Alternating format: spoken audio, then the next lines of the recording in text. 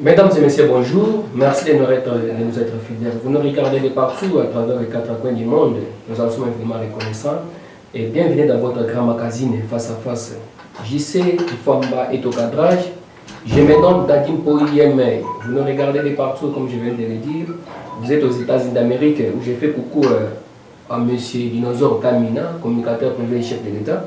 Merci de nous être fidèles. Eh bien, comme annoncé, nous recevons pour vous dans ces grands magazines Face à Face, M. Jean-Pierre Ntalaja, qui est le président du conseil de la commune de Kampemba, comme annoncé. Monsieur le président, encore une fois, bonjour. Bonjour, messieurs les journalistes. J'espère que vous allez bien. Oui, ça va. Merci de nous recevoir pour cette interview exclusive. C'est à moi de vous remercier pour ce temps que vous consacrez à la commune de Kampemba pour cet échange. Merci beaucoup. La première question est de savoir qui est M. Jean-Pierre Ntalaja, d'une manière brève. Jean-Pierre Ntalaja, je suis avocat au barreau du Haut-Katanga. Je suis honorable président du conseil communal de Kampemba. Je suis assistant de deuxième mandat à l'ISDER Ndemba. Là, nous sommes au Kasaï central. Oui. Je suis doctorant à la faculté de droit de l'université de Lubumbashi. Merci beaucoup. Là, nous vous recevons en tant que président du conseil communal de Kampemba. Mais, monsieur le président, peut-on savoir votre mission principale au sein du conseil communal de Kampemba? Merci beaucoup, monsieur le journaliste. Comme vous allez le constater, j'ai ma Bible. Ma Bible, c'est le règlement intérieur du conseil communal de Kampemba qui me dit ceci ou qui nous dit tout ceci à l'article 31. Le président du conseil assure une mission générale de direction et de représentation du conseil communal. Là, ça englobe tout. Mais lorsqu'il faut aller maintenant point par point, on vous dit à ce titre, il exerce notamment les fonctions suivantes. Veiller au bon fonctionnement du conseil et rendre régulièrement compte à l'assemblée plénière. Assurer la coordination des activités du conseil communal. Maintenir l'ordre et la discipline au sein du conseil.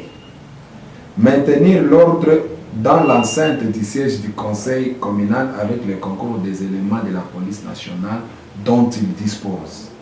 Faire observer les règlements intérieurs ainsi que toutes les dispositions constitutionnelles, légales et réglementaires relatives au conseil communal. Convoquer le conseil communal en session extraordinaire et ordinaire, bien sûr, sur un ordre du jour bien déterminé. Convoquer individuellement les conseillers communaux aux séances. Présider les séances plénières. Convoquer l'ouverture, la suspension, la remise et la clôture des séances plénières. Intervenir au cours des débats pour présenter l'état de la question. Les collègues conseillers communaux qui veulent s'y écarter. Donc, nous avons au moins 26 attributions en tant que président du conseil, mais là, je me suis arrêté quand même à 8 pour que vous puissiez comprendre le rôle, pas le moindre, d'un président du conseil communal. Et monsieur le président, comment définissez-vous vraiment le développement à la base en tant que numéro 1 du conseil communal de Kampemba? Merci, monsieur le journaliste.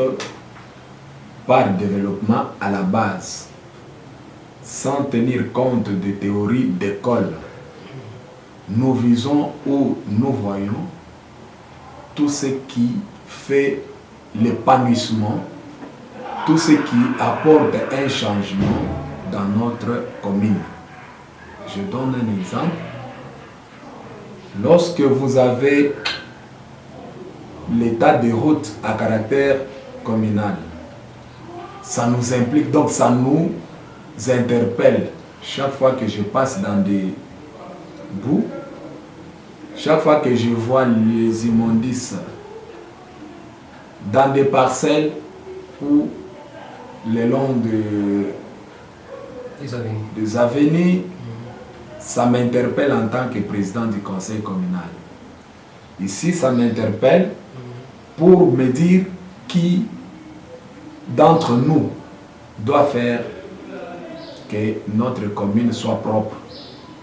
Et quand j'interroge la loi par rapport aux immondices ici, à Kampemba, je me dis, mais ce n'est pas de ma compétence ou de notre compétence, nos communes de Kampemba, parce qu'il y a une taxe d'assainissement et d'évacuation d'immondices que la loi 18/004 de 2018, si la nomenclature des taxes à percevoir par les provinces et les entités territoriales décentralisées et leurs modalités de répartition. On prend cette taxe-là, on donne sa gestion à la ville, donc c'est la mairie. Et chaque fois quand je vois les immondices, il m'arrive d'exercer mon rôle de représentant pour contacter la mairie de Lubumbashi et demander à ce que la taxe perçue à Kampemba puisse faire son travail. Et vous l'avez déjà fait à combien de fois? Plusieurs fois, et vous avez vu Madame le maire, pendant qu'elle assumait l'intérim avant d'avoir son bébé, non, juste après les élections du gouverneur, oui, elle a exercé légalement ses fonctions de maire à l'intérim. Elle a été saisie par nous et nous avait reçu et nous avons traité ce cas et elle a assuré la propriété. Après, pendant qu'elle était indisponible d'exercer ses fonctions, nous avons eu le maire à l'intérim, Patrick Kafwimbi, actuellement maire adjoint à l'intérim. Et les deux, je les salue en passant. Nous avons échangé également avec, et vous avez vu que le boulevard Félix Antoine Tshisekedi Tshilombo, rivière qu'on appelle généralement canal Naviondo, et tant d'autres avenues de notre commune étaient visitées par les agents de l'assainissement pour évacuer les immondices. Parce que quand nous allons vers ces autorités urbaines, ce n'est pas pour quémander leur intervention, mais c'est pour rappeler les dispositions légales ou rappeler ces autorités à exercer leurs responsabilités. De la même manière que nous le faisons avec l'exécutif communal, donc le bourgmestre et le bourgmestre adjoint, de faire telle chose ou de ne pas faire telle chose, parce que nous sommes un organe délibérant, mais comme la ville n'a pas encore de conseillers urbains, et nous, on est obligés en tant qu'élus du peuple de rappeler tout ce que la ville doit faire ou peut faire. Merci beaucoup, Monsieur le Président. Et j'aimerais un peu savoir, Monsieur le Président, si vous le permettez, entre vous et Madame la bourgmestre de la commune de Kampemba, est-ce que les rapports sont au fixe? Est-ce que vous collaborez vraiment d'une manière étroite? Entre moi en tant que président oui, du conseil communal, oui. Oui, il n'y a pas de souci entre nous deux. Donc les deux dirigeants de la commune de Kampemba, l'un a ses attributions en tant que président du conseil communal et l'autre dirigeant a ses attributions en tant que bourgmestre. Et lorsque vous prenez les articles, si j'ai bonne mémoire, 59 et 60 de la loi sur les entités territoriales décentralisées, je parle de la loi 08/016 du 7 octobre 2008, on donne à chacun de nous ses attributions. les attributions du collège exécutif communal sont prévues aux articles 59, 60,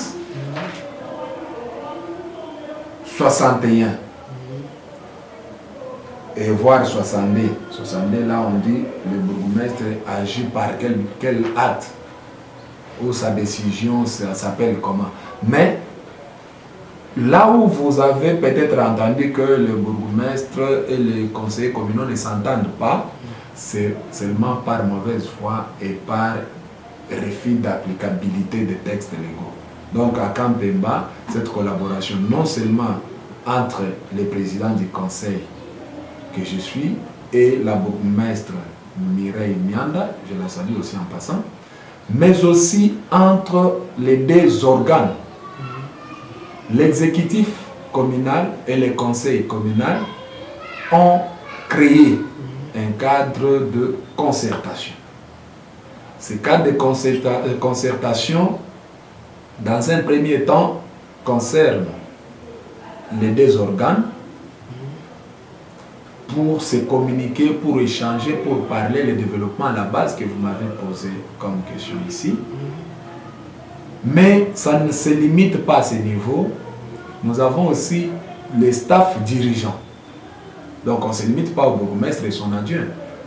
Il y a les CB qui intervient, il y a les comptables qui interviennent, il y a les responsables donc les mandataires du budget qui intervient.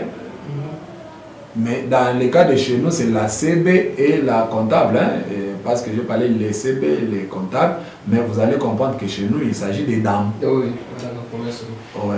Alors voilà, nous avons un cadre de concertation qui prouve qu'il y a une collaboration qui ne dit pas son nom, et ce cadre s'étend jusqu'au niveau des chefs de quartier, c'est-à-dire les chefs de service et les chefs de quartier, plus la société civile ici représentée par le comité local de développement. Donc toutes les couches de la commune de Kampemba ont un lieu qui s'appelle cadre de concertation. Et d'ici là, nous allons tenir notre première réunion du cadre de concertation pour l'année en cours. Monsieur le Président, vraiment, pour un peu avant de chuter, vous en tant que président du conseil communal de Kampemba, avez-vous déjà initié combien de... Nous avons même un rapport, c'est ce que j'étais en train de vous dire, que les projets que nous avons en tant que président du conseil ou en tant que conseiller communaux de Kampemba, c'est que vous êtes arrivé dans notre bureau, vous voyez tout ce qu'il y a comme documentation. Ce sont des rapports de commission. Vous avez vu comment les élus entrent et ils sortent, c'est parce qu'il y a des rapports et des rapports de commission. Ils viennent pour savoir, honorable président, qu'est-ce que vous avez entrepris comme démarche pour l'exécution de tels rapports. Qu'est-ce que vous avez fait par rapport à ceci et par rapport à cela? Et que donc nous, on ne dort pas. Premier projet pour mettre fin à l'évasion fiscale, nous avons effectué une mission au sein de notre commune, ou je vais dire dans les ressorts de notre commune. On a trouvé ce qui n'allait pas. On a trouvé que nos taxes, comme je venais de le dire, étaient dispersées.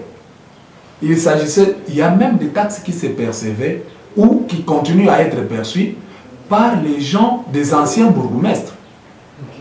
Ouais. Vous arrivez, vous trouvez qu'il y a un reçu signé par un ancien bourgmestre, peut-être d'il y a longtemps. Parce qu'il y a eu les agents qui ont travaillé avec lui et qui ne sont pas encore agents de la commune, qui sont peut-être à la mairie ou à la province à ce jour, mais qui continuent à poser les actes. Nous avons mis fin à 60% à cette pratique. Nous avons trouvé la commune de Kampemba avec une mobilisation de recettes mensuelles de moins de 25 millions de francs congolais. Et nous avons fait tripler ces recettes en initiant ensemble avec l'exécutif communal les projets de la construction de locaux au niveau de l'ex-espace marché High. C'est un bijou. Si vous allez aujourd'hui, il y a d'autres locaux qui sont en construction. Lorsque je vais vous inviter un jour ou lorsqu'il va falloir inaugurer les locaux qui sont donc un grand nombre de locaux, plus de 65, vous allez vous rendre compte que, en tout cas, c'est un grand projet. Donc, c'est les cadeaux que le conseil communal et l'actuel exécutif communal vont laisser à la commune de Kampemba après notre mandat. Ça, c'est ce qui est palpable. Et là, lorsque vous avez plus de 60 locaux où on paye à la commune de Kampemba les loyers, bien sûr, c'est un projet partenariat public-privé. Nous avons fait recours aux partenaires qui ont construit et qui doivent récupérer leur argent, mais mensuellement, il y a un pourcentage qui est versé à la commune de Kampemba. Mais vous pouvez me citer quelle autre commune dans les 2 ans, parce qu'avant-hier, le 6 février, j'ai fêté mon 2e anniversaire en tant que conseiller communal. Parce que j'ai été installé comme conseiller communal le 6 février 2024. Mais dans les 2 ans-là, vous n'avez pas un conseil communal ou une commune qui peut vous donner un tel bilan d'avoir offert à leur commune un bijou ou des bijoux, parce qu'il y a 3, 4, 5 partenaires, ce n'est pas un seul. Mais lorsque je vous ai parlé de 60 quelques locaux, là c'est pour un seul partenaire. Il y en a qui a 12 locaux actifs à ce jour. Il y a l'autre qui a 12 locaux actifs à ce jour. Actifs, c'est-à-dire qui font déjà entrer l'argent à la commune. Alors d'autres sont en construction.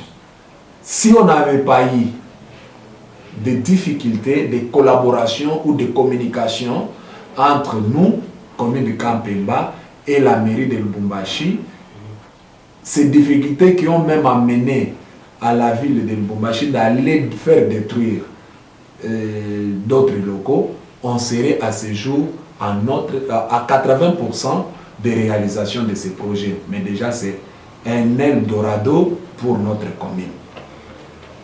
Nous avons plusieurs documentations, c'est-à-dire production législative que nous avons, je vais dire, que nous avons eu à documenter sur plusieurs conflits de compétences.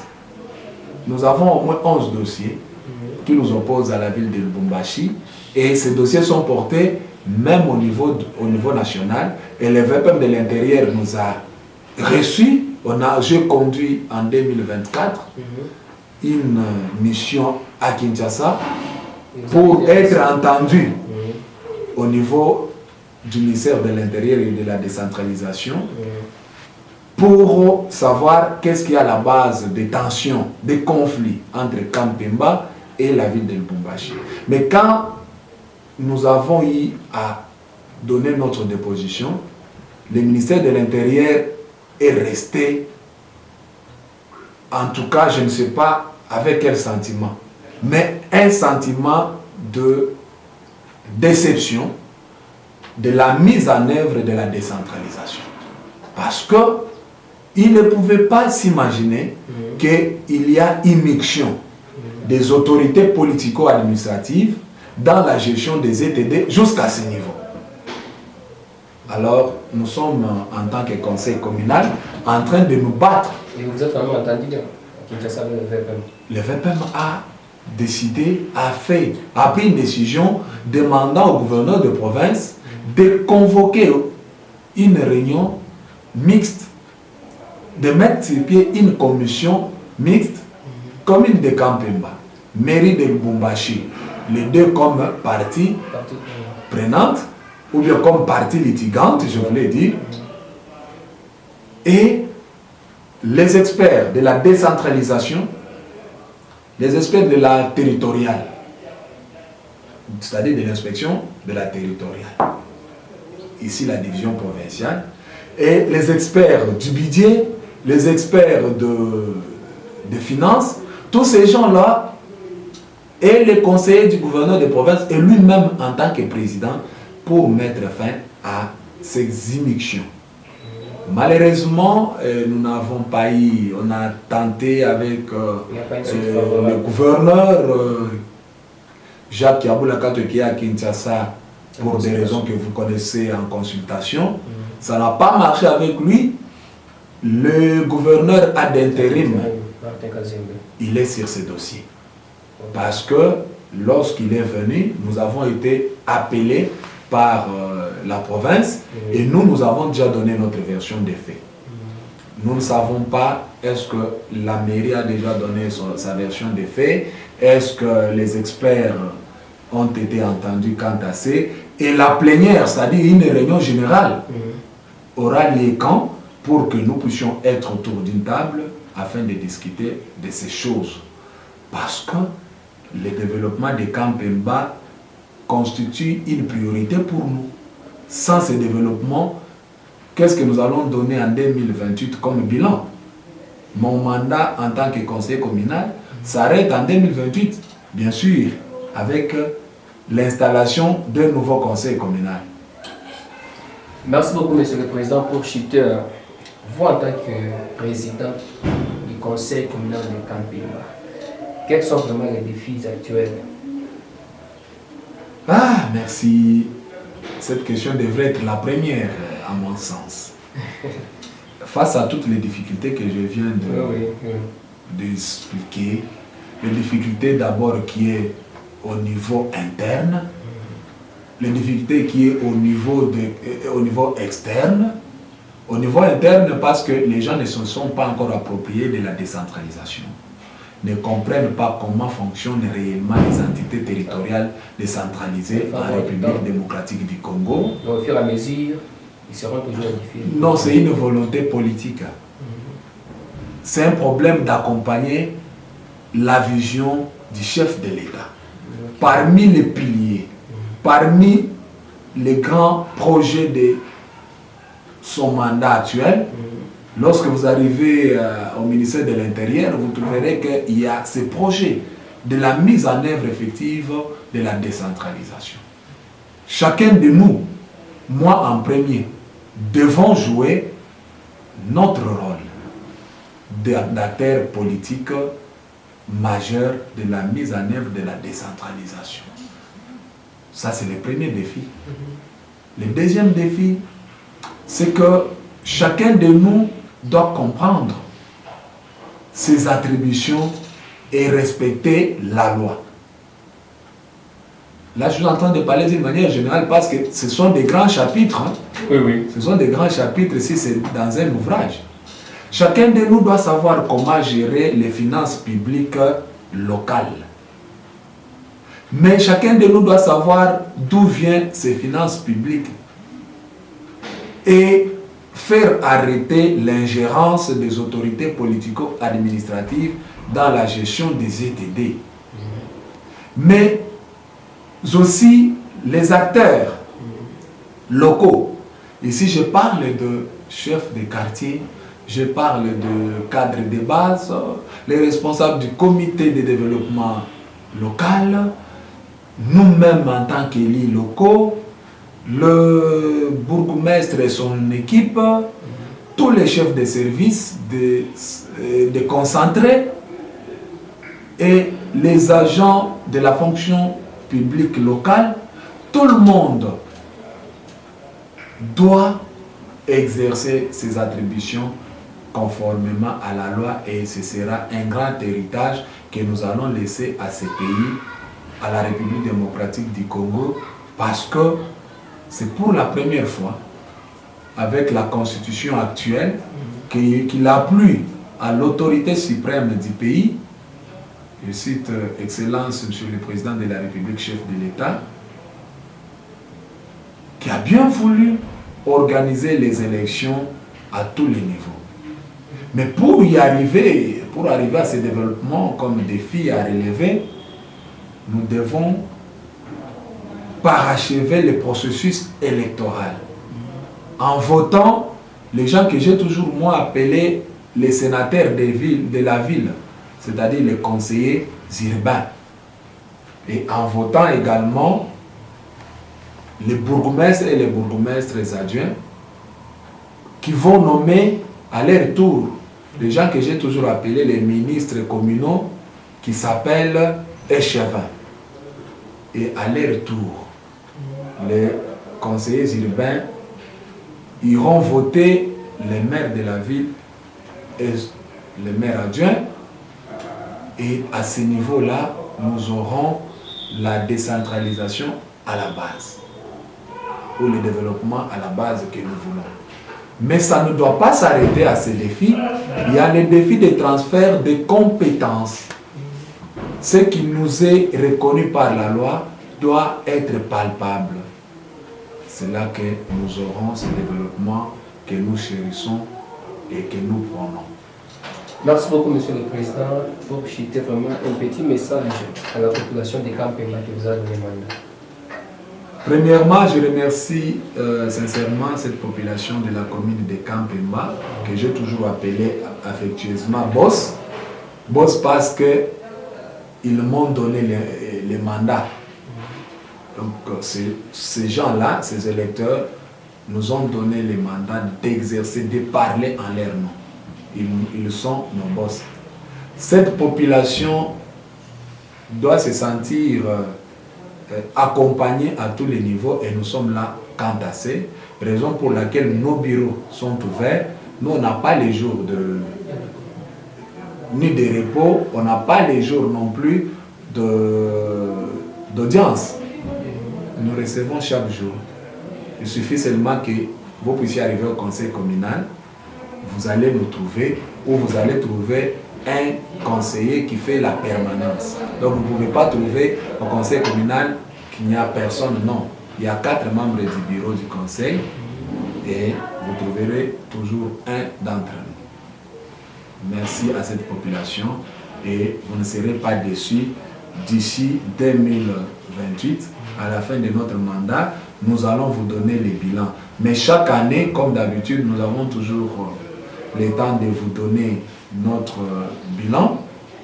On aura une conférence de presse ou un point de presse pour cet exercice traditionnel. Merci. Merci, Monsieur le Président. Jean-Pierre Ntagaja, Congo PS Télévision, vous dit merci. Merci à vous, messieurs les journalistes. Merci. Eh bien, c'est fini, mesdames et messieurs, pour cette interview exclusive. Restez toujours branchés pour la suite de notre programme.